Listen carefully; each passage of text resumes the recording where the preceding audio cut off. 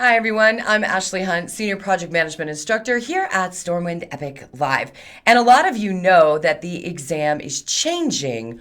However, a lot of you are also taking the exam prior to the change. Regardless of when you're actually taking your exam, pre or post changes, I wanted to give you just a breakdown and a quick blog about what to expect on exam day. Just some additional information, most of which I talk about in class, but I did want to give you the opportunity to take a look at some of the things to be aware of. Very first thing that I want to talk about are the exam content outlines. These are your guide to passing the PMP, regardless of when you take the exam. If you know all of the information in the exam content outlines, you will pass the exam. The exam is based on the exam content outlines. Now, if you're taking your exam before January 11th, you'll want to go out to pmi.org, go to the PMP certification link, and then click on the exam content outline. This will be for those folks taking it before January 11th. And if you're taking it after January 11th, you'll want to go here to get your exam content outline. Now, obviously, these are different. Because of the role delineation study, they've adapted, they've added tasks, removed tasks, and so on. So you'll want to make sure that you're clicking on the right outline for the exam that you're taking. Study those outlines, make sure you understand everything in those outlines and all the tasks by domain. And if you do that, you're guaranteed to pass the very first time. Now, some tips for studying. Obviously, you want to take and retake practice exams. Do read through the PMBOK guide. That's going to be what gives you the information on the processes, the tools, techniques. Go back through the on-demand class, attend a live class, whatever it takes to make sure that you have the information to understand the exam content outline. Read through the code of conduct. You're agreeing to it. Read through other exam prep books or gather information from other places. Get used to answering questions for 4 hours in a row. It's a long exam. Read the questions first, then the answer, and if you need to go back to the question, do so. My biggest exam tip in class is reading carefully.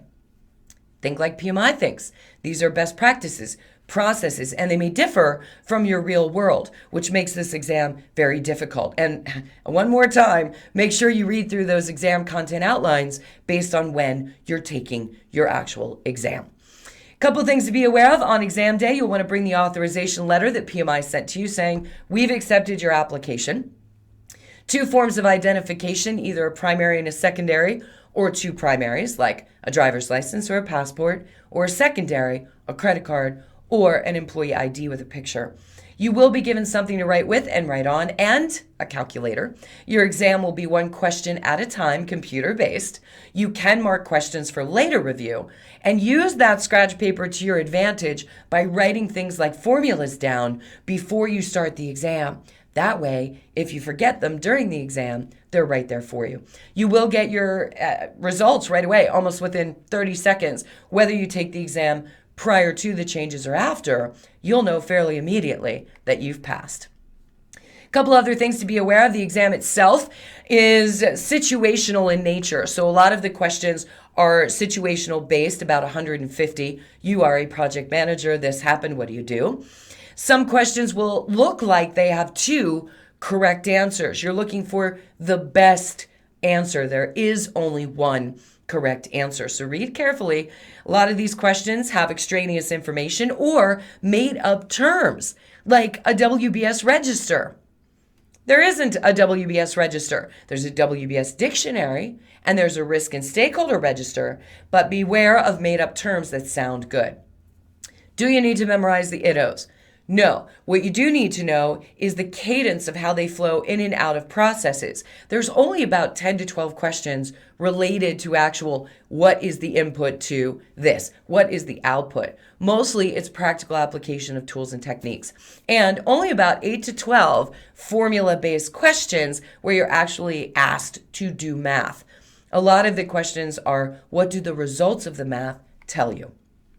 So just to review some of the question types that you'll see, definitely situational types of questions, and 2 seemingly correct answers, but you have to pick the best one, extraneous information, and some questions will literally feel like they're completely out of the blue. Remember, 25 questions are pre-test questions, so they don't actually score on the pre-test questions. They're trying to build out their test pool and see understanding of certain new processes or older processes, and they could feel like they're completely out of the blue from all of your study. Do your best, answer the question the best you can, because you want to make sure you answer all 200. You, when you sit down at your computer, will have, once you start the exam, you'll know what question you're on. You'll know how much time you have. You'll have the question and 4 answers, of which you'll select just one. You'll have a calculator and something to write with and write on. At the bottom, you will have navigation buttons. You'll be able to go forward and backward and go cycle through the exam if you need to. You'll also have the marking mechanism where you'll click in the mark box and it will mark it for later.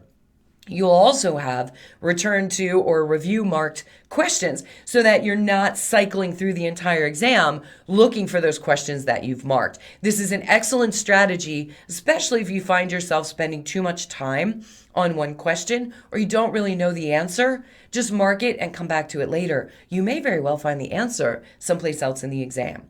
Don't hit submit until you're ready, and within 30 seconds, regardless of whether you take the exam pre or post changes, you'll know within 30 seconds whether or not you've passed, and then you'll get a printout of your results.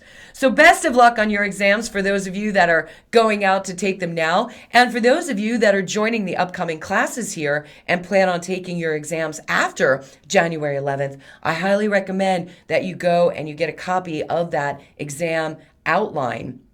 Bring it to class with you and make sure that you have a good understanding of those topics as we go through them. For those of you going out to take your exams, best of luck. For everybody else, I'll see you in class.